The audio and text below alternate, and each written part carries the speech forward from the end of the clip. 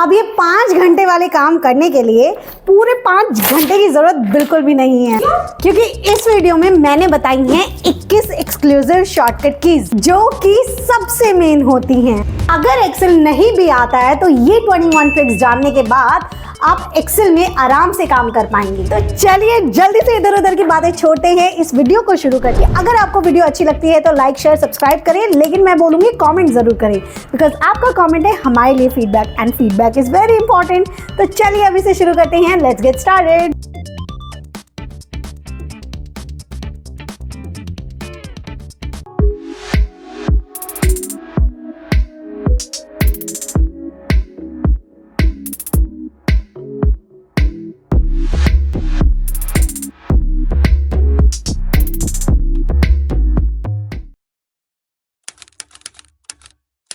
तो सबसे पहली ट्रिक आपके पास जो आती है वो आती है कैश फ्लो मैनेजमेंट। मान लीजिए आपके ऑफिस में आपको 2 अकाउंट प्रोवाइड करवाए हुए हैं कि अगर आपका कोई टी कॉफ़ी स्नैक आता है तो आप एक्सेस से पेमेंट कीजिए, और अगर आपका कोई स्टेशनरी आइटम आता है या कोई और सन्ड्री आइटम आता है तो आप HDFC से पेमेंट कीजिए। तो ऐसे सिनेरियो में आपको बैलेंस जानना होगा कि एक्चुअल बैलेंस यहाँ पे पेमेंट के बाद बचा कितना है हमारे अकाउंट में।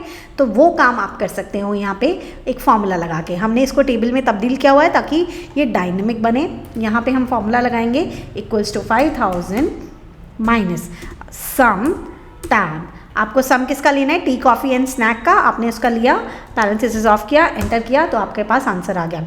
अब आप यहाँ कोई भी अमाउंट लिखेंगे ना तो ये ऑटोमेटिकली डिडक्ट होता जाएगा। आप कहीं पे भी कोई अमाउंट लिखें ये ऑटोमेटिकली डिडक्ट कर देगा। सेम काम आप HDFC के लिए कर सकते हैं। आप करके देख लीजिए, जल्दी से हम लोग कर लेते हैं। 10,000 माइनस, उसके बाद हम यहाँ पे लेते हैं stationery and sundry, parenthesis of, enter. हमने यहाँ सम नहीं लगाया है, ये हमसे मिस्टेक हो गई है, तो हम यहाँ सम लगा देंगे इक्वल्स टू सम टैब, और यहाँ पे अब हम एंटर करेंगे तो आंसर आ गया है। यहाँ चाहे आप अमाउंट लिखते जाएं, ये डिडक्ट करता जाएगा। चलिए अब हम अपनी दूसरी ट्रिक देखते हैं। दूसरी ट्रिक अपने पास आती है, वो आती है कंडीशनल फॉर्मेटिंग।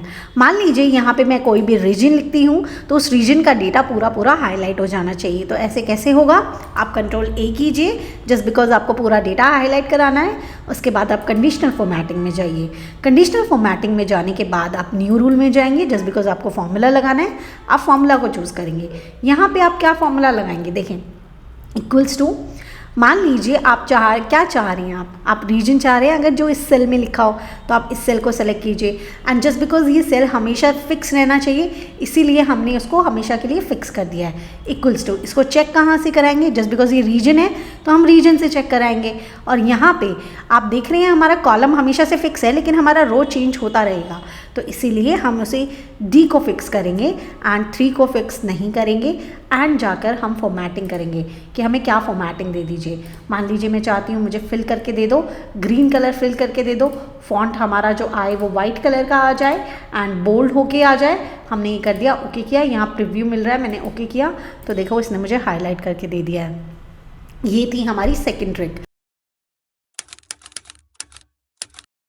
थर्ड ट्रिक में हम बढ़ते हैं, जहाँ पे हम सीखेंगे डुप्लीकेट्स को रिमूव करना।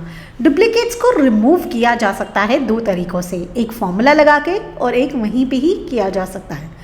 फॉर्मूला लगा के हम लोगों को बहुत बार यूसेज चाहिए होता है। मान लीजिए आपके मैनेजर ने आपको सेल्स का पूरा शीट दिया है, तो यहाँ पे पूरी सेल की शीट है, लेकिन ज़रूरी थोड़ी ना सेल की शीट में 10,000 एंट्रीज़ हैं, तो इसका मतलब ये तो नहीं कि 10,000 पार्टीज़ हैं। पार्टीज़ तो यूनिक हो सकती हैं। तो यूनिक पार्टीज़ जानने के लिए आप कर सकते हैं यहाँ पे फॉर्मूला अप्लाई, यूनिक टैब, उसके बाद एरे ले लीजिए। जहाँ पे भी आपको यूनिक चाहिए तो आपने ये एरे लिया, पैरेंथेसिस ऑफ किया, एंटर किया, तो देखिए हमारे पास एंट्रीज इतनी सारी थी बट यूनिक पार्टीज सिर्फ इतनी ही थी। एक तरीका होता है अगर आपको कहीं और ये यूनिक नेम चाहिए हो, लेकिन एक और तरीका होता है जहाँ पे हम डुप्लीकेट्स को डायरेक्टली रिमूव कर सकते हैं, लेकिन वहाँ पे क्या है, आपका डुप्लीकेट वहीं पे ही रिमूव होगा, अलग से जाके रिमूव नहीं होगा। फॉर एग्जांपल अगर मैंने इसे सेलेक्ट किया और मैं डेटा टैब के अंदर गई और यहाँ पे मैंने रिमूव डुप्लीकेट्स करके एंड मैंने कहा कि continue with the current selection, मैंने ऐसे किया तो ओके किया तो इसने यहीं से ही रिमूव कर दिए, पूरा डेटा एज इट इज़ रहा। लेकिन हमें इससे ज़्यादा ये वाले की यूसेज होती है अगर हमें अलग से चाहिए होता है तो ये 2 तरीके थे आपके डुप्लीकेट्स रिमूव करने के। फोर्थ हमारी ट्रिक आती है डेटा वैलिडेशन। डेटा वैलिडेशन आपको काम आता है जहाँ पे आपको ड्रॉप डाउन क्रिएट करना होता है। आप सोच के देखिए, आपने कंडीशनल फॉर्मेटिंग सीखा था एंड कंडीशनल फॉर्मेटिंग में भी आप कह रहे थे कि आप यहाँ पे रीजन लिखेंगे एंड आपको वो कलर आ जाएगा। अब रीजन बार बार लिखना कितना टायरिंग हो सकता है। अगर मैं कहूँ कि इस तरीके का ड्रॉप डाउन ही क्रिएट कर लेते हैं तो कितना बेहतर रहेगा। तो ये ड्रॉप डाउन कैसे क्रिएट किया जाता है, चलिए इसे देखते हैं। देखें, इस ड्रॉप डाउन को क्रिएट किया जा सकता है 2 तरीके से। एक तो कहीं पे वो आपका पूरा डेटा लिखा हो, मतलब कोई लिस्ट हो, या फिर आप मैन्युअली टाइप कर सकते हैं। मैं मैन्युअली आपको करके बताती हूँ। जहाँ आपको ये ड्रॉप डाउन चाहिए आप उस सेल में चले जाइए। जाने के बाद डेटा टैब के अंदर आपको डेटा वैलिडेशन के अंदर आना है। डेटा वैलिडेशन के अंदर इस ड्रॉप डाउन लिस्ट में लिस्ट को चूज़ करना है और यहाँ पे जो चीज़ आप ड्रॉप डाउन में चाहते हो वो लिखना है, कॉमा लगाना है। लिखना है साउथ लिख रही हूँ, ईस्ट लिख रही हूँ एंड कॉमा लगा रही हूँ और अपने आप ये डेटा आता जा रहा है ना, आपने ओके कर दिया है। तो इस तरीके से आपका ड्रॉप डाउन क्रिएट हो गया है। अब फिफ्थ ट्रिक आपके पास आती है, वो आता है डेटा शिफ्टिंग। डेटा शिफ्टिंग का मतलब होता है डेटा को इधर उधर करना। तो जर्नली अगर आपको डेटा को कॉन्टैक्ट नंबर से पहले लेकर आना है तो आप कैसे करेंगे, आप यहाँ पे कंट्रोल+ करेंगे एंड देन इधर उधर करेंगे। इतना करने की नीड नहीं है। आप इस डेटा को सेलेक्ट कीजिए, ऑल्ट के साथ शिफ्ट को प्रेस करके रखें, होल्ड करके रखें, छोड़ना नहीं है, होल्ड करके रखें एंड अपने कर्सर को यहाँ नीचे की तरफ लाएंगे तो देखो ये डायरेक्शन वाला आ गया। अब आप इसे होल्ड करके इधर की तरफ ले जाएं तो ये देखिए ऑटोमेटिकली यहाँ आ गया। अगर आपको अलग से स्पेस नहीं क्रिएट करना पड़ा, फिर उसको कॉपी पेस्ट कुछ नहीं करना पड़ रहा, सिर्फ और सिर्फ ऑल्ट शिफ्ट। ओके, चलिए नेक्स्ट आपके पास आता है फ्लैश फिल, जो कि बहुत ही डायनेमिक है। आपको ये सारे काम बहुत इजीली करके देता है। डायनेमिक काम करता है एक पैटर्न के वे से। आपका जो भी पैटर्न होगा उस वे से काम करता है। मान लीजिए मैं चाहती हूँ यहाँ पे सारे नेम लिखे हैं, सब में एक फर्स्ट नेम है और सब में एक लास्ट नेम है, मतलब पैटर्न बन रहा है। अब मुझे आंसर क्या चाहिए, फर्स्ट नेम मुझे यहाँ चाहिए, सेकेंड नेम मुझे यहाँ चाहिए, ठीक है। तो यहाँ पे भी पैटर्न बन रहा है कि मुझे एक फर्स्ट नेम चाहिए, एक लास्ट नेम चाहिए। डेटा में भी पैटर्न है और आंसर में भी पैटर्न है। तो ऐसे केस में आप पहले तो ये बताएंगे कि आपको आंसर क्या चाहिए। मुझे आरव चाहिए था, मुझे शर्मा चाहिए था। अब नीचे वाले सेल में आके आप कंट्रोल E प्रेस कर दीजिए। जैसे ही आप कंट्रोल E प्रेस करेंगे वो ऑटोमेटिकली फिल हो जाएगा, आपका आंसर आ जाएगा। ठीक वैसे ही मान लीजिए मुझे ज्वाइन भी करना था, कुछ भी काम करना हो ना आप ये कर सकते हैं। आरव शर्मा, आपने ये किया, आप नीचे आए कंट्रोल E किया तो देखें ये सारा का सारा ऑटोमेटिकली हो गया, आपको कुछ करना नहीं पड़ा।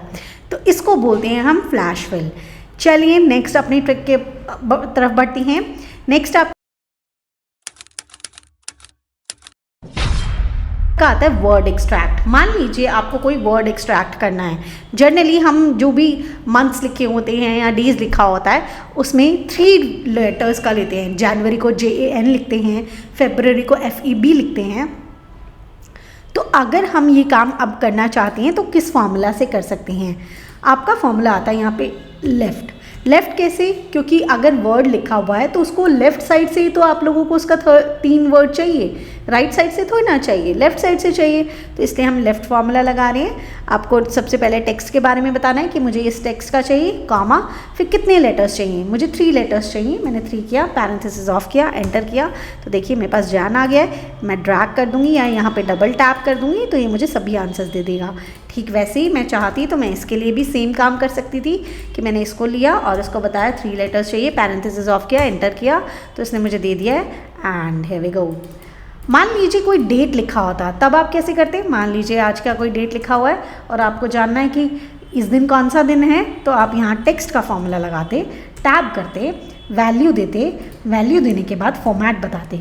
फॉर्मेट अब आपको 3 लेटर्स चाहिए, 3 लेटर्स चाहिए ना, और डे चाहिए आपको, कौन सा डे है, तो आप 3 टाइम्स D लिखेंगे एंड पैरेंथेसिस ऑफ कर देंगे, इन्वर्टेड कॉमास को ऑफ करके, तो भी आपको 3 वाला देगा। ओके, चलिए अब हम नेक्स्ट की तरफ बढ़ते हैं। नेक्स्ट हमारा जो होने वाला है वो मंथली सेल होने वाला है।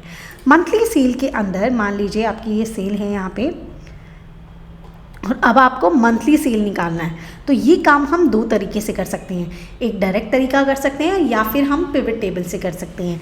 डायरेक्ट तरीका हमारे पास क्या होने वाला है, क्योंकि हमें मंथ जानना है, मंथ बिल्कुल जानना है, तो क्या कर सकते हैं, अपनी डेट के साइड में ही कंट्रोल+1 करके हम एक कॉलम बना लेंगे।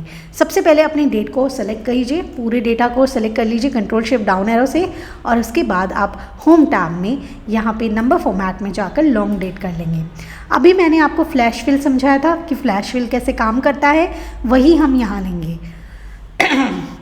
मान लीजिए आपको अभी आंसर चाहिए कि हर मंथ का नेम लिख कर आए, तो कैसे करेंगे, अप्रैल यहाँ लिखा, एक फॉर्मेट है कि यहाँ पे सारी लॉन्ग डेट्स हैं और यहाँ पे आपको मंथ्स चाहिए, तो ये वर्क करेगा। कंट्रोल E कर दीजिए तो आपके पास यहाँ डेट्स आ गई हैं।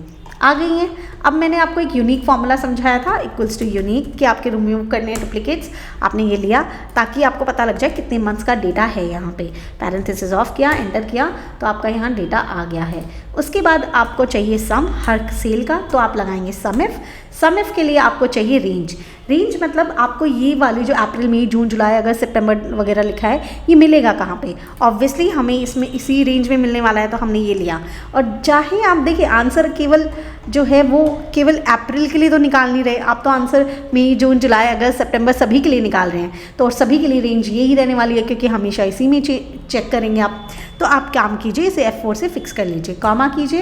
क्राइटेरिया आपका ऐसा है जो चेंज होता रहेगा, आज अप्रैल है, बाद में मई होगा, फिर जून होगा, फिर जुलाई होगा, तो क्राइटेरिया को हम फिक्स नहीं करेंगे, कॉमा। उसके बाद सम रेंज में हमें देखो, सम हमें हमारा अमाउंट का करना है, ये ले लिया। अब अप्रैल का निकालो, मई का निकालो, जून का निकालो, जुलाई का निकालो, किसी भी चीज़ का निकालो, हमेशा जो आपकी जो भी आंसर आएगा वो सम रेंज से आएगा। तो आप इसे भी फिक्स कर लेंगे, F4 से फिक्स कर लेंगे, पैरेंथेसिस ऑफ करेंगे, एंटर करेंगे, एंड आपका यहाँ तो आंसर आई है। जैसे ही ड्रैग करेंगे आपके यहाँ पे भी आंसर्स आ गए हैं, देख पा रहे हैं आप। तो एक तरीका ये था जो कि मैनुअल तरीका था, जिससे कि आप अपनी सेल निकाल सकते हैं। दूसरा तरीका आपके पास आता है जो कि डायरेक्ट तरीका है, आप कंट्रोल A कीजिए, उसके बाद आप इंसर्ट में जाइए, पिवट टेबल में जाइए, यहाँ पे आप अपना एक पिवट टेबल एग्जिस्टिंग में ही हम लोग यहीं पे ही उसको कहीं पे भी इंसर्ट करा लेते हैं। मान लीजिए मैंने ये लोकेशन दे दिया है एंड मैंने ओके कर दिया है, तो देखिए यहाँ पे मेरा एक पिवट टेबल आ गया है। पिवट टेबल आ गया। अब मुझे करना क्या है, मुझे कुछ नहीं करना है, मुझे अमाउंट चाहिए ना, मुझे सेल चाहिए था, तो वैल्यूज़ में तो मैं अमाउंट डाल दूँगी। दूसरा मुझे क्या चाहिए था कि मेरे मंथ्स आ जाएँ, तो मंथ्स किससे एक्सट्रैक्ट होते हैं, डेट से एक्सट्रैक्ट होते हैं। आप डेट को उठाइए और यहाँ ले आइए। जैसे ही आप डेट को उठाते हैं ना, तो यहाँ पे मंथ्स, डेज एंड डेट लिख के आता है। तो आपको किसके अकॉर्डिंग चाहिए, मंथ्स के अकॉर्डिंग चाहिए ना, तो आप इन डेट्स को एंड डेट को बाहर निकाल दीजिए, मंथ्स को वहीं छोड़ दीजिए, आपको मंथ वाइज टोटल मिल रहा है। देख रहे हैं आप, जो आंसर आपका यहीं था वही आंसर आपका यहाँ पे है। तो ये दो तरीके थे आपके पास सेल को निकालने के लिए, either from the pivot table and from the sum if, या फिर मैनुअल तरीका।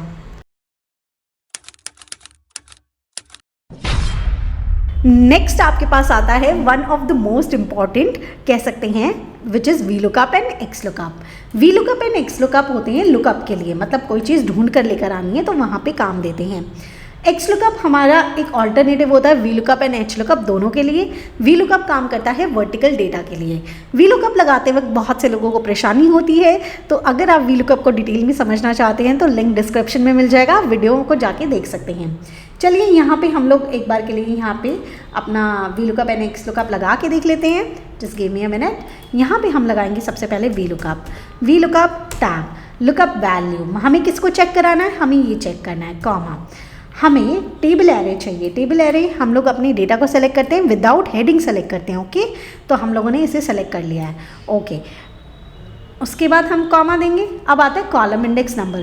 कॉलम इंडेक्स नंबर देखिए, एक तरीका तो ये है कि मैं यहाँ पे एक एक करके सभी में आंसर्स निकालूं। जेंडर के लिए अलग फॉर्मूला लगाऊं, कॉन्टैक्ट नंबर के लिए अलग लगाऊं, ईमेल के लिए अलग लगाऊं, बिकॉज कॉलम इंडेक्स नंबर हमारा आंसर होता है। कॉलम इंडेक्स नंबर वो होता है जो मुझे आंसर चाहिए। आंसर तो मुझे जेंडर भी चाहिए, कॉन्टैक्ट नंबर भी चाहिए, ईमेल भी चाहिए और आधार भी चाहिए।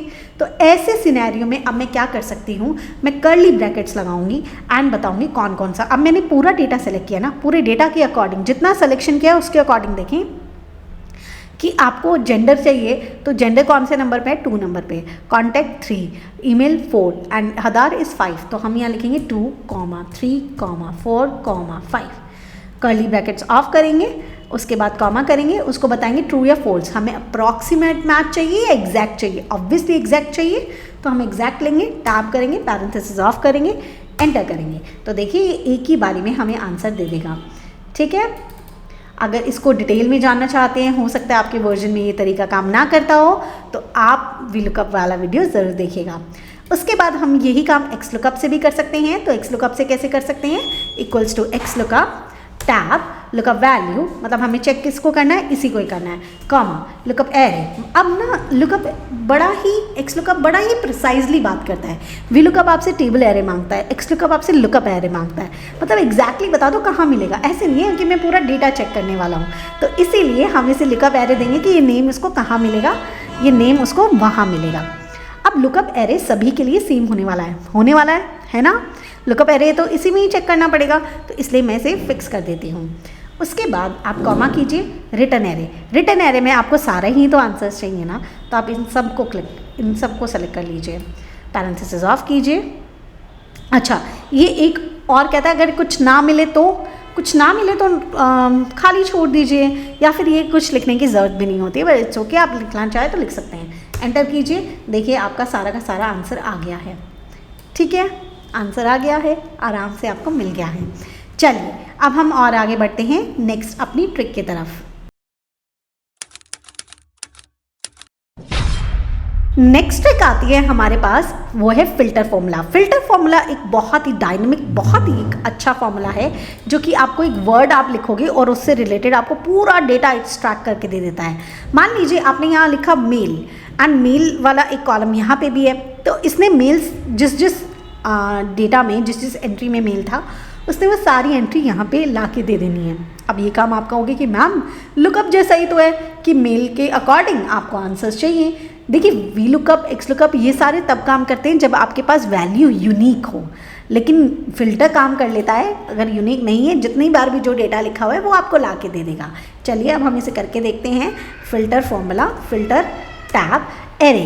एरे में ऑब्वियसली हमें पूरा डेटा देना होता है, कि हमें जो भी पूरा डेटा ज़रूरी नहीं है, जो भी आपको आंसर चाहिए, अभी मुझे आंसर ही पूरा डेटा चाहिए इसलिए मैं पूरा डेटा ले रही हूँ, कॉमा। उसके बाद इंक्लूड, मतलब क्या चीज़ इंक्लूड है, क्या चीज़ चेक करनी है, मुझे इसको चेक करना है, इसको चेक करना है ना, और ये मिलेगा कहाँ पे। एक्चुअली हम यहाँ से इस तरीके से ले सकते हैं, हमें क्या चेक करना है, मेल। मेल कहाँ मिलेगा, यहाँ पे मिलेगा, तो आप ये ले लीजिए। और ये किसके बराबर होना चाहिए, किसके इक्वल होना चाहिए, इसके बराबर होना चाहिए। पैरेंथेसिस ऑफ कीजिए, एंटर कीजिए, तो देखो यहाँ मेल लिखा था तो ये आंसर आ गया। मैंने यहाँ डेटा वैलिडेशन लगाया हुआ था, जो कि मैंने आपको सिखाया अभी, तो ये फीमेल किया तो फीमेल से रिलेटेड आंसर आ गया। तो इस तरीके से हम एक सिंगल क्लिक से ही अपना पूरा डेटा एक्सट्रैक्ट कर सकते हैं फिल्टर फॉर्मूला के साथ।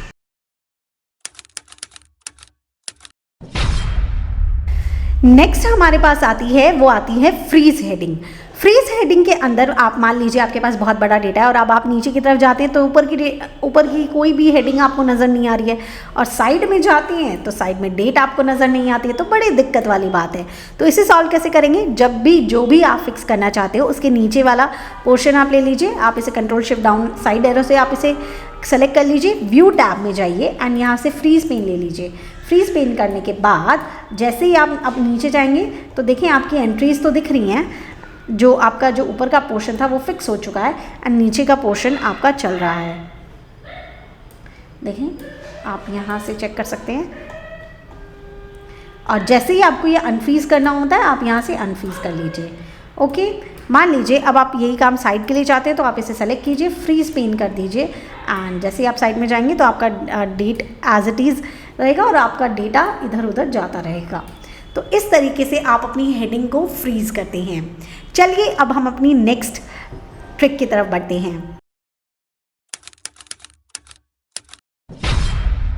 नेक्स्ट ट्रिक आपकी होने वाली है वही थोड़ी सी कंडीशनल फॉर्मेटिंग से रिलेटेड, लेकिन यहाँ पे भी हम एक फॉर्मूला लगा के सीखेंगे।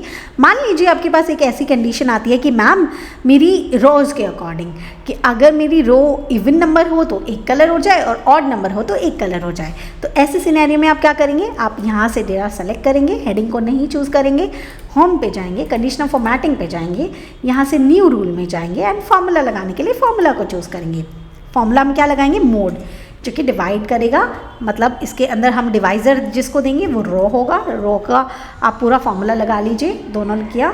इसको डिवाइड किससे करना है, जो हमारा डिवाइज़र होगा वो 2 होगा, पैरेंथेसिस ऑफ करना है।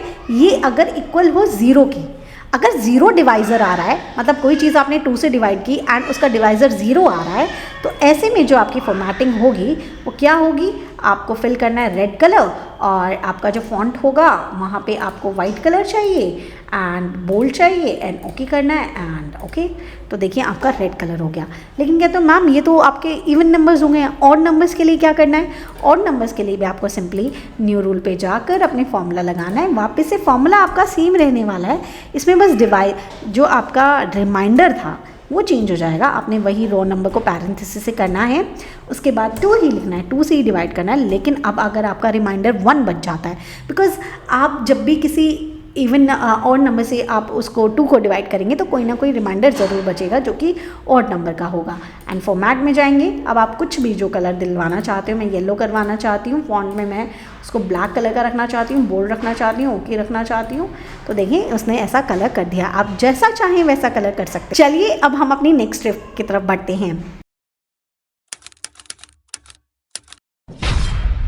नेक्स्ट ट्रिक आपके पास आती है, वो आती है शिफ्ट आर की। मान लीजिए आपको शिफ्ट कैलकुलेट करनी है कि कितने आवर्स की कोई शिफ्ट हुई है, तो आप कैसे कैलकुलेट करेंगे, इक्वल्स टू टेक्स्ट का फॉर्मूला लगाएंगे, टैब करेंगे वैल्यूज़ को, मतलब आपको इसको माइनस करना है, किससे, इससे माइनस करना है। अब माइनस वाली चीज़ तो हमारे लिए बहुत नॉर्मल है, वो तो हम कर सकते थे, बट मेन बात थी फॉर्मेट।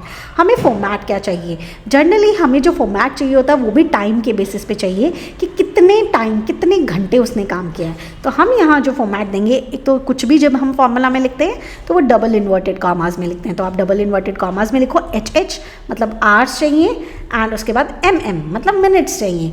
सेकंड्स हमने खुद ने मेंशन नहीं किया है तो हमें सेकंड्स मेंशन नहीं करनी है।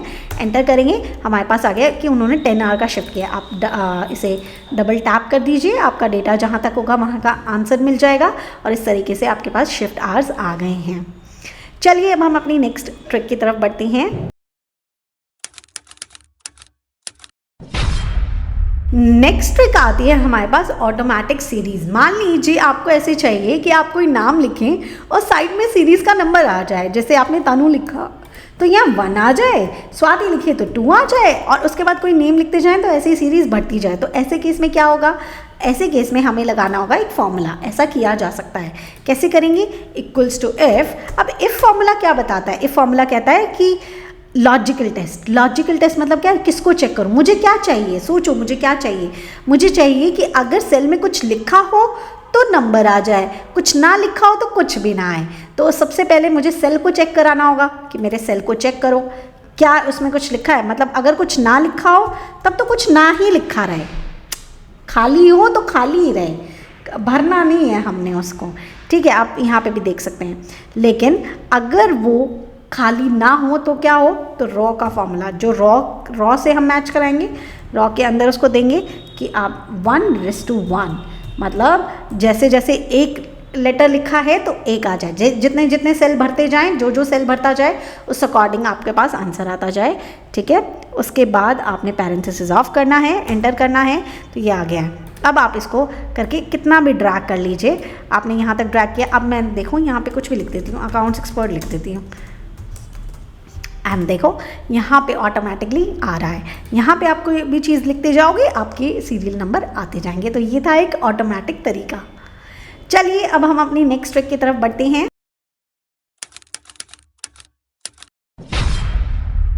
नेक्स्ट ट्रिक भी हमारी जो होने वाली है वो होने वाली है सीरीज़ को लेकर। मान लीजिए आपको कोई नंबर वाला सीरीज़ फिल करना है, नंबर्स चाहिए आपको, तो आप कहोगे मैम मैं नंबर लिख के ड्रैग कर लूँगा। हाँ वो ठीक है, अगर 10,000 एंट्रीज़ करनी हो देन तो आपको कुछ नहीं करना, यहाँ एक नंबर लिखना है, आपने इसको सेलेक्ट करना है। उसके बाद आप यहाँ पे सीरीज़ में जाएंगे, सीरीज़ में जाने के बाद आप कॉलम को सेलेक्ट करेंगे, बिकॉज पूरे कॉलम में आपको चाहिए। एंड जहाँ पे आप स्टॉप करना चाहते हैं, आप 1000 पे स्टॉप करना चाहते हैं, ओके कीजिए, 1000 तक नंबर आ गए हैं आपके आराम से। तो देखिए यहाँ हासिल थोड़ी कम हो जाती है। मान लीजिए सेम काम आपको डेट के लिए चाहिए, मान लीजिए आप पूरे 1 साल की डेट फिल कराना चाहते हैं या 1 साल से ज़्यादा करवाना चाहते हैं, तो हाँ ये सच है कि यहाँ पे भी हम डेट लिख के ड्रैग कर सकते हैं, लेकिन वही एक ईजी तरीका कि मैंने यहाँ पे फिल किया इस फाइनेंशियल ईयर की डेट एंड मैं चाहती हूँ लास्ट तक ऑटोमेटिकली फिल हो जाए। तो मैं यहाँ सीरीज़ में जाऊँगी, कॉलम को सेलेक्ट कर लूँगी बिकॉज कॉलम में चाहिए एंड मैं अपने यहाँ लास्ट डेट दे दूँगी यहाँ पे। तो देखो इसने मुझे आंसर दे दिया। कितना इजी है, ड्रैग करने में जितना वक्त लगता है उससे जल्दी ये हो जाता है। मान लीजिए आपको कोई ऐसी डेट चाहिए जहाँ पे आपकी जो वीक डेज़ हैं, मतलब वीक डेज आएँ और उसमें से सैटरडे संडे अपने आप कट जाए, तो कितना अच्छा होगा, कितना आराम से आपको वो सारी डेट्स मिल जाएंगी। तो आप क्या करेंगे, यहाँ पे भी आप अपना डेट लिख लेंगे। आपने लिखा ओके 2024 करना था हमें, 24 लिख लेंगे। उसके बाद आप इस सेल पे जाकर सीरीज़ के अंदर जाएंगे। सीरीज़ के अंदर जाके आप कॉलम को सेलेक्ट करेंगे। आपको क्या चाहिए, वीकडे चाहिए, कब तक चाहिए, 31/3/2025 तक चाहिए। ओके करेंगे। तो देखिए अब आपके वीकडेज देखें 1 2 3 4 5 6 7 गायब है और यहाँ पे 6 7 आ रही थी, यहाँ पे 6 7 नहीं आ रही हैं। तो इस तरीके से आप डायरेक्टली वीकडे मतलब अपने वीकेंड्स को हटा सकते हैं। अगर आपको सिर्फ मंथ वाइज चाहिए, आपको कोई ऐसा कोई काम कर रहे हो जिसमें मंथ वाइज डेट चाहिए, तो वो काम भी आप कर सकते हो। आपको करना वही पड़ेगा, आपको एक इनिशियल डेट खुद से लिखनी होगी। उसके बाद आप सीरीज़ में जाएंगे। सीरीज़ में जाकर आपको कॉलम में फिल करना है और आपको मंथ को फिल करना है। आपको यहाँ एक स्टॉप वैल्यू देनी है कि आप कब तक के लिए काम चाहते हैं, आप तब तक के लिए चाहते हैं, आप ओके कीजिए। तो देखिए यहाँ पे 2nd 3rd 4th 5th 11th 12th and 1 2 3 आपके पास पूरे साल आ गए हैं। हर महीने की एक फर्स्ट डेट आ गई है। आप यहाँ 6 लिखते तो हर महीने की 6th आ जाती। इस तरीके से ये काम करता है। अब मान लीजिए आपने कोई वैल्यू लिखा, 2 लिखा और आप चाहते हो एक सीरीज़, जैसे आप मैथ्स में भी सॉल्व करते हो ना, सीरीज़ के क्वेश्चंस भी आते हैं। अब आपको कोई सीरीज़ चाहिए, सीरीज़ ऐसे चाहिए कि हर बार इसमें 4 ऐड होता जाए, हर बार इसमें 10 ऐड होता जाए और ऐसा कुछ नंबर चाहिए एक पैटर्न वाला। तो आप क्या करेंगे, आप फर्स्ट नंबर लिख लेंगे। वैसे ही आप सीरीज़ में जाएंगे। सीरीज़ में जाने के बाद लीनियर आपका ऐड या सब्ट्रैक्ट करता है। तो आपने लीनियर लिखा, लीनियर आपको कितना ऐड कराना है, आपको 10 ऐड कराना है। यहाँ पे लिखो स्टेप वैल्यू मतलब कितने का स्टेप लेना है, 10 ऐड कराना है। एंड स्टॉप वैल्यू कि अगर 1000 हो जाए तब तक ऐड करते जाओ। ओके मैंने एक छोटी सी मिस्टेक की कि मैंने उसमें रॉ चूज़ किया तो वो यहाँ आंसर चला गया। हमें कॉलम करना था, हम वापस से कर लेंगे। कॉलम लेंगे, लीनियर लिया हुआ है, यहाँ पे हम 10 करेंगे एंड ओके 10 करेंगे एंड स्टॉप वैल्यू हम इसे एक बार के लिए 1000 कर लेते हैं। ओके एंड ओके किया। तो देखिए ये जब तक ऐड करता रहा तब तक 1000 का आंसर नहीं आ रहा था, इसने तब तक आंसर दिया है मुझे। कैसे ऐड किया इसने, 2 + 10 12, 12 + 10 22, 22 + 10 32। तो ये एक पैटर्न बन गया है। सेम सिनेरियो अगर हम माइनस कराना चाहते हैं तो हम कर सकते हैं। अब उल्टा करके देख लीजिए, 1000 लिखिए। 1000 को लिखने के बाद आप सीरीज़ में जाइए। सीरीज़ में जाने के बाद आपको चाहिए कि वो माइनस होता रहे, तो -10 लिख दीजिए। देखिए प्लस माइनस माइनस होता है, थोड़ा सा मैथ्स में थोड़ा सा हमें ध्यान देना पड़ेगा। उसके बाद हमें उसे स्टॉप वैल्यू बतानी पड़ेगी। हमारा 100 स्टॉप वैल्यू ले लेते हैं, ओके करते हैं। तो देखो ये माइनस करता हुआ चला गया और हमें 100 तक का आंसर इसने दे दिया है। इस तरीके से हम प्लस माइनस डायरेक्टली करा सकते हैं कोई अमाउंट। अगर मान लीजिए हमें कुछ मल्टीप्लाई कराना हो तो हम मल्टीप्लाई भी करा सकते हैं। इक्वल्स आपको वहीं कुछ भी अमाउंट लिखना है, 2 लिख लिया आपने। जैसे मल्टीप्लायर्स होते हैं ना, मल्टीप्लायर मुझे मल्टीप्लाई करते हुए जाना है, वो भी एक पैटर्न फिल वाला चीज़ हो गई। आप फर्स्ट नंबर फिल कीजिए, सीरीज़ पे जाइए एंड यहाँ पे कॉलम लीजिए, यहाँ पे ग्रोथ लीजिए बिकॉज ग्रो है, multiply is like growth. And आप यहाँ पे कर दीजिए कि मेरा 2 से मल्टीप्लाई होता हुआ जाए एंड 1000 तक जब तक ना पहुँच जाए आंसर तब तक मुझे आंसर दीजिए। तो 2 × 2 4, 4 × 2 8, 8 × 2 16, 16 × 2 32, 32 × 2 64 एंड सो ऑन। तो ये यहाँ तक आ गया है, ठीक है। इस तरीके से हम बहुत सारी सीरीज़ ऑटोमेटिकली फिल कर लेते हैं, हमें ज़्यादा हासिल नहीं करनी पड़ती है। चलिए अब हम अपनी नेक्स्ट ट्रिक की तरफ बढ़ते हैं। नेक्स्ट ट्रिक जो आपके पास आती है वो आती है स्प्लिट डेटा। अब स्प्लिट डेटा करना बहुत आसान है, जैसा कि मैंने यही चीज़ आपको नेम के बेसिस पे भी बताया था कि अगर आप चाहें तो फ्लैश फिल से कर सकते हैं। तो पहला तरीका तो फ्लैश फिल आता है, तो वो वाला तरीका करके देख लेते हैं। जैसा कि आपको डेटा दिख रहा है, मैं आपको थोड़ा सा डेटा के बारे में ओवरव्यू देती हूँ। यहाँ पर डेटा क्या है कि ID है, ID फिल करो 1001। नेम है, क्या है, आरव है, आरव शर्मा। ओके, डिपार्टमेंट है जो कि HR है। ओके, मेल लिखा हुआ है यहाँ पे, तो मेल लिख दिया। एग्जैक्ट लिखो, केस का भी ध्यान रखो, उसी केस में चाहिए। मुझे नंबर चाहिए, आप एक काम कीजिए, यहाँ से कॉपी कीजिए एंड यहाँ नंबर हम पेस्ट कर देंगे एंड यहाँ पे आपको उनका ईमेल चाहिए, तो आपने इस पर क्लिक किया, इसको ऐसे लिया, कॉपी किया, तो यहाँ पे आपके पास उसका ईमेल भी आ गया है। अब ये आने के बाद आपको करना कुछ नहीं है, आप कंट्रोल ई करते जाएं, आपके पास आंसर आते जाएंगे। बिकॉज मैंने तो आपको फ्लैश फिल सिखाया था, फ्लैश फिल आपके लिए डायरेक्टली आंसर ला के दे देता है, आपको ज़्यादा हसल नहीं करनी पड़ती है। तो देखिए आपका पूरा आंसर आ चुका है, आपने ज़्यादा नहीं, लेकिन हो सकता है बहुत सारे सिस्टम में फ्लैश फिल नहीं होता, तो ऐसे सिनेरियो में आप क्या करेंगे, टेक्स्ट टू कॉलम्स करेंगे। अब उसको कैसे करते हैं देखें। मान लीजिए आपको यहाँ पे चाहिए, आपने इसे सेलेक्ट किया एंड आप पूरे को भी सेलेक्ट कर सकते हैं। आपने डेटा टैब में गए एंड यहाँ पे आपको टेक्स्ट टू कॉलम का ऑप्शन मिलेगा, आपने इसे क्लिक किया। देखें हमें पता है कि हमारा डेलीमीटर क्या है, तो हमारा डेलीमीटर हमें उसे बताना पड़ेगा, तो हम उसको नेक्स्ट करेंगे। उसके बाद हमारा डेलीमीटर, देखो सारी चीज़ें कॉमा से जुड़ी हुई हैं, तो कॉमा हमारा डेलीमीटर है, ओके। एंड हम लोगों को अब उसको नेक्स्ट कर देना है। देखो नीचे दिखा रहा है कि ऐसा आंसर मिलेगा, फिनिश कर देना है। तो देखिए यहाँ पे आपके पास आंसर आ गया है हर एक चीज़, बट इसने क्या किया है कि उस डेटा को हटा दिया है और डायरेक्टली आपको डेटा ला के दे दिया है। तो आपको अपनी हेडिंग्स को थोड़ा सा एडजस्ट करना पड़ेगा, बाकी आपके पास डेटा पूरा आ चुका है। एक तरीका ये होता है कि हम लोग डायरेक्टली टेक्स्ट टू कॉलम के थ्रू ये काम कर सकते हैं। चलिए अब हम अपनी नेक्स्ट ट्रिक की तरफ बढ़ते हैं। नेक्स्ट ट्रिक आपके पास जो होने वाली है वो आने वाला है पे आउट। मान लीजिए आपके पास जो एम्प्लॉय हैं वो वेजेस पे हैं, एंड वेजेस का मतलब होता है वो पर डे वेजेस लेते हैं, मतलब पर डे हो सकता है उनका 1000 का हो, लेकिन अगर वो संडे को आते हैं तो उन्हें एक्स्ट्रा 250 भी मिल जाता है। तो ऐसे सिनेरियो में आप क्या कर सकते हैं यहाँ पे, क्योंकि आपको ये जानना पड़ेगा कि संडे किस दिन पड़ रहा है, क्योंकि उसके बिना तो आप ये पता ही नहीं कर पाओगे कि उनको मुझे एक्स्ट्रा कब देना है, राइट। तो आप क्या कर सकते हैं, आप सबसे पहले एक है ना यहाँ पे कॉलम इंसर्ट कर सकते हैं। यहाँ पे आप लिख सकते हो कि मुझे तो डेज फाइंड आउट करने हैं। आप डेज फाइंड आउट करने का तरीका मैंने आपको क्या बताया, text formula equals to text tab, आप वैल्यू लेंगे, कॉमा करेंगे and D D D D D 4 times करें, क्योंकि 3 टाइम्स में तो वो 3 वाला लेटर देगा, SUNMONTUE ऐसे लिख के देगा, बट नहीं मुझे ऐसा नहीं चाहिए, मुझे पूरा चाहिए। तो मैंने 4 टाइम्स डी किया, एंटर किया, तो देखिए इसने मुझे डेज दे दिए हैं। मैं थोड़ा सा जूम करके आपको दिखाती हूँ, देखें इसने मुझे ऐसे आंसर्स दे दिया। आप डबल टैप कीजिए तो वो नीचे तक मुझे आंसर्स दे देगा, ठीक है। अब बात आती है कि मुझे तो संडे को 250 दिलवाने हैं, संडे को। तो ऐसे सिनेरियो में मैं क्या करूँगी, इफ़ फॉर्मूला लगाऊंगी, बिकॉज ये मेरा लॉजिकल चीज़ है। किसको चेक करें, इसको चेक करें। अगर ये किसके बराबर होना चाहिए, संडे के बराबर। अगर ये संडे के बराबर हैं तो आप क्या आंसर दे दें कि वो मुझे लिख के दे दें कि 250 रुपीज़। और अगर ये संडे के बराबर नहीं है तो मुझे कुछ भी ना लिख के दें, तो मैंने खाली छोड़ दिया, एंटर करें। अब ये संडे के बराबर नहीं था, तो उसके बाद मैं इसे ड्रैग कर लेती हूँ, एक काम करती हूँ, मैंने ड्रैग किया तो इसने मुझे बताया कब कब उनका जा रहा है। ये 3rd को, ये 10th को, ये हमारा 17th को, ये 24th को, इन्होंने इस दिन संडे को काम किया है। तो ये आपका पे आउट पता लग गया है कि हमें उन्हें बोनस कब कब क्या क्या देना है, ओके। चलिए, हो सकता है आपको इसी चीज़ में चाहिए होता कि मान लीजिए आपको ये चाहिए होता कि नॉर्मल डे पे तो 1000 आ जाए, एंड मैक्स जिस दिन संडे का है, जिस दिन बोनस है, उस दिन 1250 डायरेक्टली आ जाए।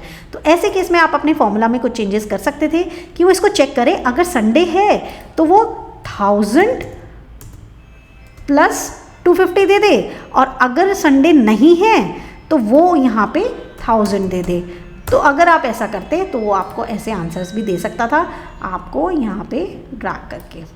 तो देखिए अब उसने आंसर दे दिया, ओके, इसने आंसर एज इट इज़ दे दिया। हम डायरेक्टली 1250 लिख सकते थे इसको कि 1250 दे दे, तो वो आपको आंसर वैसे भी दे देता। ओके, मुझे यहाँ पे करना चाहिए था इसे 1250, तो आपको ये ऐसे भी आंसर कर देगा, ओके। तो देखिए आपके आंसर्स आ गए हैं। चलिए, ये थी हमारी एक शॉर्ट ट्रिक। जल्दी से अब हम आगे बढ़ते हैं।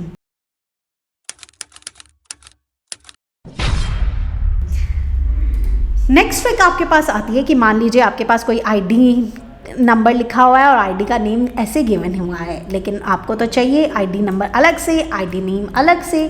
तो ऐसे सिनेरियो में आप क्या करेंगे, देखिए आप अपने डेटा को सेलेक्ट कीजिए, उसके बाद देखिए जो भी नंबर है उसमें कोई फॉर्मूला नहीं लिखा हुआ, तो इसका मतलब वो कांस्टेंट है। तो Ctrl+G कीजिए, स्पेशल में जाइए, कांस्टेंट को सेलेक्ट कीजिए। अभी आपको आईडीज़ चाहिए, आईडी क्या है, नंबर है, तो आप नंबर्स को सेलेक्ट रहने दीजिए, ओके कीजिए, कॉपी कीजिए एंड यहाँ पेस्ट कर लीजिए, कंट्रोल ऑल्ट वी, ओके। तो देखो ये आ गया। मैंने कंट्रोल ऑल्ट वी क्यों किया? Control alt V is the P special आपको हेल्प करता है उसको एज इट इज़ वैल्यू में। अगर डायरेक्टली कंट्रोल वी करते तो वो ग्रीन कलर भी उठ के आता, तो इसीलिए हमने पी स्पेशल किया है, ओके। हमें चाहिए नेम, तो सेम काम हम यहाँ करेंगे। हमने इसका सिलेक्शन किया है, उसके बाद कंट्रोल जी करेंगे, उसके बाद स्पेशल में जाएंगे। अब हमारे पास कांस्टेंट के अंदर टेक्स्ट को चूज़ करना है, क्योंकि नंबर्स को तो हम चूज़ नहीं कर सकते। हमने ओके किया, उसके बाद कंट्रोल सी किया, यहाँ आए, कंट्रोल ऑल्ट वी एंटर किया, तो मेरे पास यहाँ नेम आ गए। तो इस तरीके से आप बाइफरकेट कर सकते हो अपने नंबर्स को और अपने टेक्स्ट को। तो ये थी हमारी ट्रिक। चलिए अब हम नेक्स्ट की तरफ बढ़ते हैं।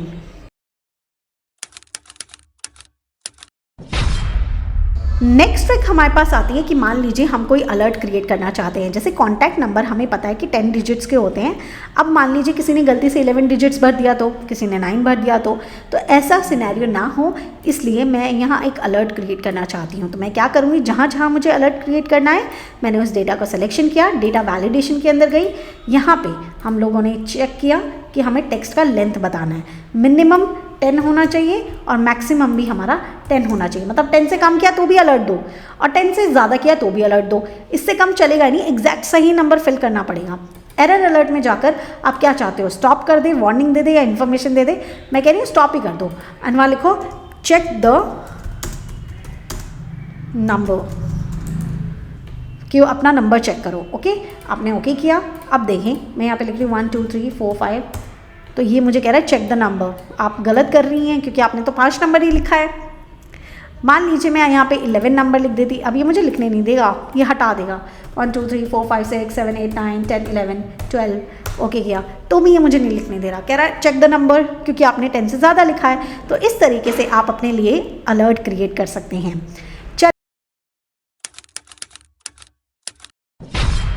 चलिए अब हम अपनी नेक्स्ट ट्रिक की तरफ बढ़ते हैं, जहाँ पे हम कैलकुलेट करेंगे मैच्योरिटी डेट। मान लीजिए आपके पास इस तरीके से कोई डेटा है जिसके अंदर आपको, देखिए ये डेटा है, एक एग्जाम्पल है कि आपके पास कोई डेट है और ये आपके पास ईयर्स हैं और आपको मैच्योरिटी निकालनी है। अब आपके पास कुछ और भी आ सकता है। मान लीजिए आपके पास से कोई पर्सन कुछ सामान लेके गए हैं और बिल ऑफ एक्सचेंज है जो कि 3 मंथ के बाद पूरा मतलब उसका ड्यू डेट आने वाला है, तो ये काम आप उसके लिए भी कर सकते हैं, ठीक है।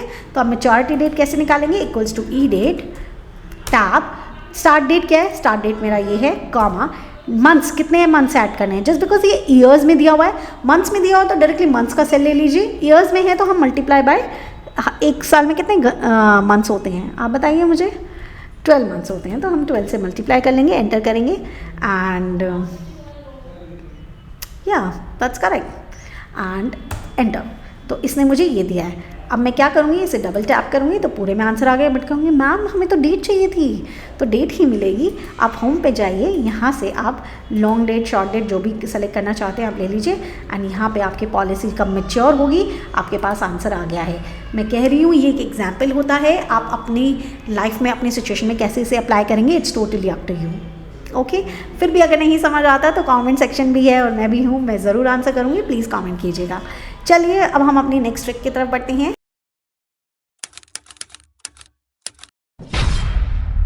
नेक्स्ट ट्रिक आपके पास आती है ट्रांसपोज की। मान लीजिए आपके पास कोई डेटा है जो वर्टिकल फॉर्म में है तो उसे हॉरिजॉन्टल में चाहिए, और अगर वो हॉरिजॉन्टल डेटा है तो वो वर्टिकल में चाहिए। तो ये काम हम कैसे करेंगे, देखें।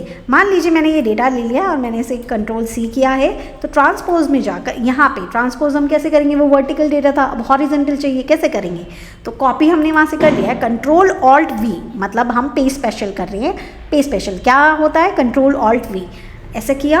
उसके बाद हम यहाँ ट्रांसपोज में क्लिक करेंगे, ओके करेंगे, तो देखिए इसने मुझे वर्टिकल डेटा दे दिया है। अब यही वर्टिकल डेटा मान लीजिए ऑल्ट ओ सी ए कर लेते हैं, हॉरिजॉन्टल चाहिए होता तब, अगर हम चाहें तो एक फॉर्मूला से भी ये काम कर सकते हैं। कैसे कर सकते हैं, देखें, इक्वल्स टू ट्रांसपोज टैब, उसके बाद एरे, पूरा डेटा सेलेक्ट कर लेना है। मैंने यहाँ पे पूरा डेटा यहाँ से सेलेक्ट कर लिया है, ओके।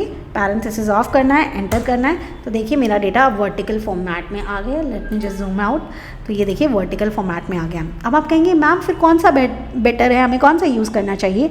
आई पर्सनली यूज़ पे स्पेशल वाला थिंग, बिकॉज उसमें ना रेफरेंस नहीं आती। रेफरेंस जितनी कम रहे उतना काम आसान हो जाता है, बिकॉज उसमें कुछ डायनेमिक हमें क्रिएट करना नहीं है। तो आप चाहें तो Ctrl+C एंड Ctrl+Alt भी यूज़ कर सकते हैं। तो यहाँ तक हम लोगों ने अपनी 21 शॉर्टकट्स जितने भी थे, जितनी भी ट्रिक्स थी जो कि आपको अच्छी लग सकती हैं, जो आपकी डेली काम में काम आ सकती हैं, हम लोगों ने कंप्लीट कर ली है।